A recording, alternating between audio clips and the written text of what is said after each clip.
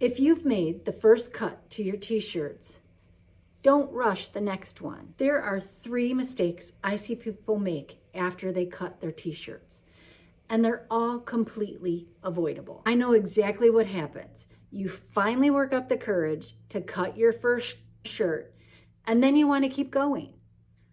But slowing down just for a few minutes can save you hours of frustration later. The first mistake is trimming your shirts down to the final size too soon.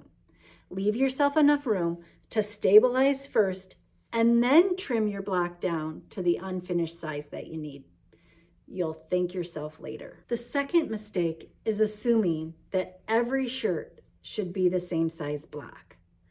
This is my granddaughter's softball shirt. And then this is a baseball jersey, the back of it. These 2 blocks are not the same. Every shirt is different, and that's okay. The third mistake is cutting everything before you have a plan. A few minutes of planning now can save you hours of frustration later. Did you notice the pattern? None of these mistakes have anything to do with your sewing skills.